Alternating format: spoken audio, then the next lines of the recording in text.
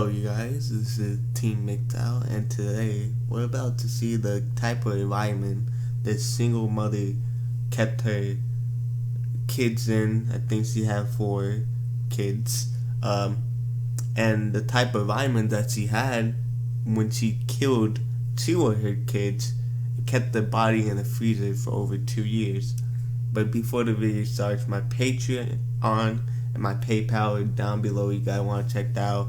Anything helps in the long run. But without further ado, let's get into the video. Pictures just into our newsroom shows us the deplorable conditions Michelle Blair forced her children to live in. But today, the medical examiner also revealed heartbreaking details about how Blair allegedly tortured her children before killing them.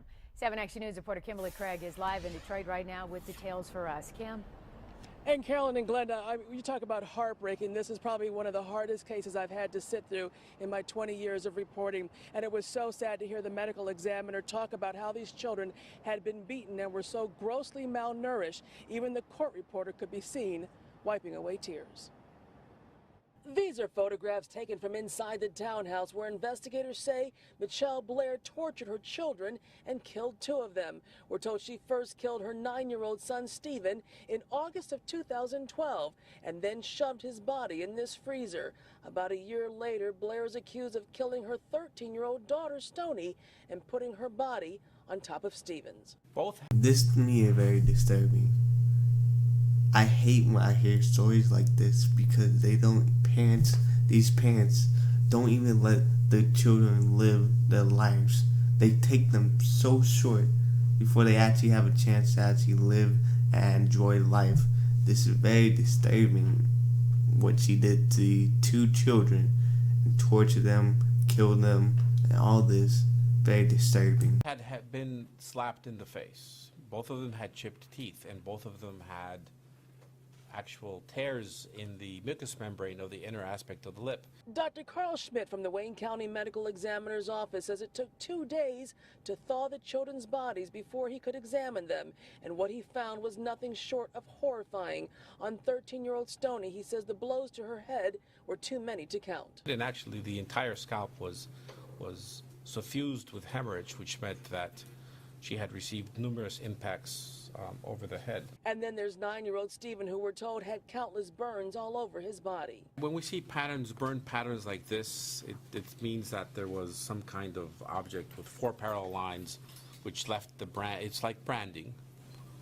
You left that pattern on the skin. In this custody trial, the state is trying to terminate Michelle Blair's parental rights to her 2 surviving children, as well as their father's rights. The state calling them deadbeat dads who rarely saw or even called to check in on their children to see if they were okay.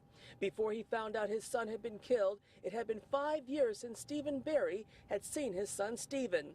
Berry was locked up for a couple of those years, but he was released from prison in the spring of 2013. And he says Michelle Blair only let him see their youngest son and told him Stephen was mad at him. What he didn't know was that Stephen was already dead. I didn't speak to him at all after my incarceration. Why? Because I was told that he was mad at me for not contacting him or, being there. I'm about to get on that real quick.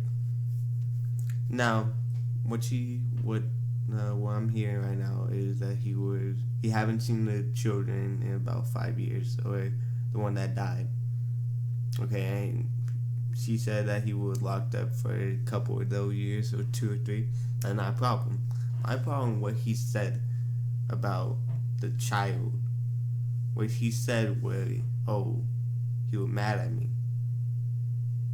As a parent, it is your job to check on your children no matter what. Even if they're mad at you or whatever. You ignored that. You're making up excuses to get custody of your children. Which, it's alright. I don't mind that. But be truthful with it. Just say, yeah, I wasn't there for my children because I had things going on in my life. Be truthful. But no, you're making up the excuse saying that he was mad at me and he didn't want to see me. And that just adds to the heartache for these children. They had been dead for 2 to 3 years, and not even their own fathers fought to see them or even talk to them. But now they are blaming, apparently, CPS, Child Protective Services, for not removing the children in 2005 when CPS actually found and determined there to be abuse in the house. One of the fathers, Carolyn tells me, the father of Stony Blair, says he now plans on suing the state. Back to you. Kim, real quick, I mean, we just saw her sitting there stone-faced, no outbreaks today. She seemed so violent and volatile yesterday when she was in that courtroom. She had a couple of outbursts. Really, they were rather ridden with expletives, so we couldn't really. It would have been a lot of beeping going on, but nothing as violent as yesterday. But you can see when she is sitting there and when she is listening to testimony that she is angry. She is very angry. She still maintains that she has love for her 2 surviving children. She says she will always be their mother, but she does not acknowledge the life or death of the 2 dead children. Back to you. All right, Kim, I know it's a tough case to cover because it's a tough case for us to hear. Thank you so much for the live report. Glenda? Well, I don't understand why she keeps on fighting for custody of her children when she hopefully is locked up for the rest of her life. She is fighting for custody, which I don't understand. And, you know, I hope the guy does sue the state, if that is true. What he's saying, that the state knew about the abusive household and they didn't do anything about it. That to me is ridiculous, that they didn't remove the children from that household. Is it because she a woman? Because she a single mother? Is that because of that? I have no idea. But thank you guys for watching.